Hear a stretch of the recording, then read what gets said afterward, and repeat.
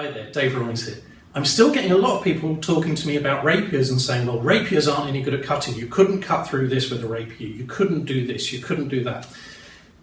This is a big misunderstanding. I want you to do yourself a really big favour whenever you look at something that is a rapier text, whenever you talk about rapier, and that is to use the word sword. And sword is very, very important. It's more important than using the term rapier. Rapier makes you think of a particular complex hilt, very, very long bladed thing. And quite often these things were so varied. We know that people were carrying other swords at the same time as rapiers. We know that there were different designs going on. And quite often we get an almost museum piece argument. Look at this, it's pristine, it has lovely hilts, it's got a beautiful long slender thrusting blade. So the argument that this is what the rapier really is has become convoluted by a museum term.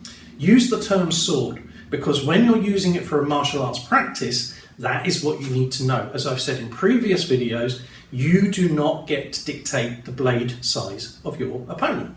Now, several authors categorically give a statement of their perfect size sword.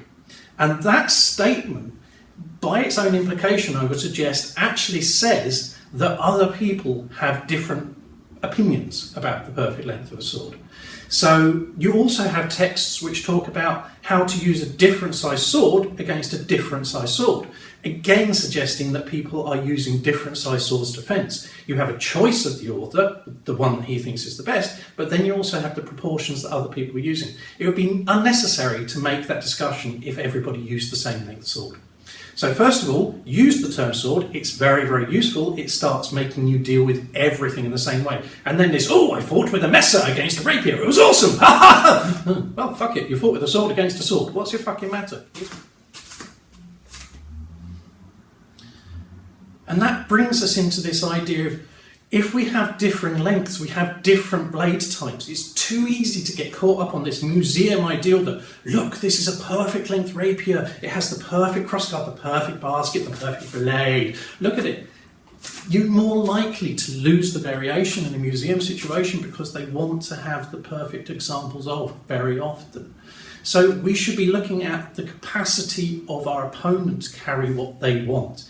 Now, we know that lots of authors, or several authors at least that I have read, talking about this idea of how one blade which does not match the proportion of the other should go against a blade which is either longer or shorter. So you have to factor that in. Then we're looking at the kind of blade that that has, and again, you cannot dictate this for your opponent. Yes, you might find an awful lot of rapiers, as you call them rapiers, that have long, slender, thrusting blades. But that doesn't mean that that is the choice of the person that you fight. And it doesn't mean it's the only ones that you can use. There are some good cutty rapiers.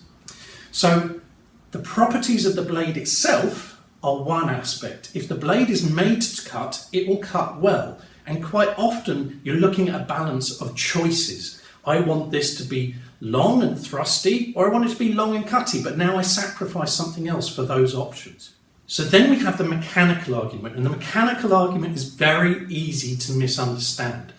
It simply goes like this. If I use a big, broad cutting position here, I leave myself exposed to a point which is closer to me than my cut.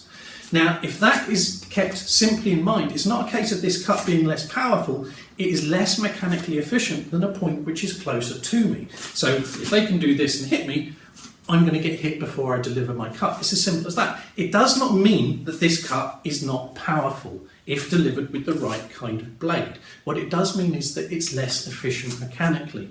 Now, this leads you to, if you're doing rapier, to be encouraged sometimes to deliver these little half cuts, or cuts which are only delivered with the wrist. And that's fine. There's a place for them because they cover blows and this kind of thing.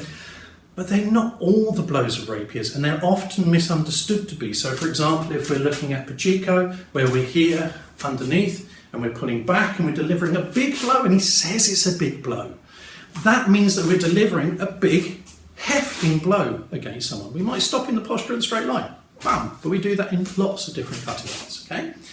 So, again, we're looking at the structure, the mechanics, being different for some of the techniques you're using, and these leading to misunderstanding.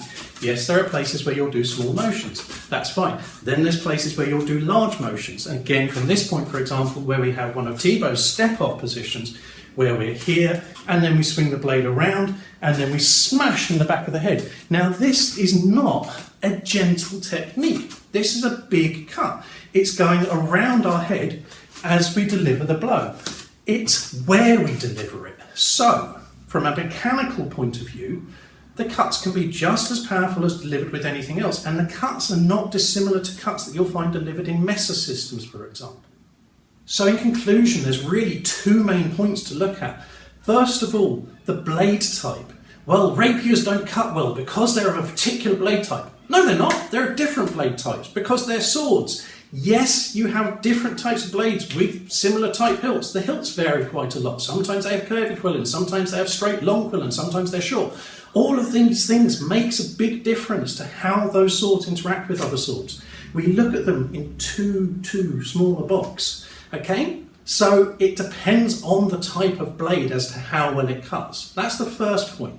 The second point is how you're cutting. Well, rapiers deliver little wrist cuts, therefore they're weaker. No, a smaller cut generally is going to be weaker, but that is not the entirety of how rapiers cut. As I've illustrated, there are some big sweeping cuts.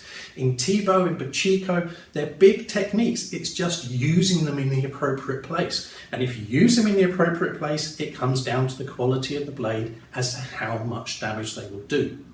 I hope this helps. I'll probably rant about it more at some point. Thank you for listening. Take care.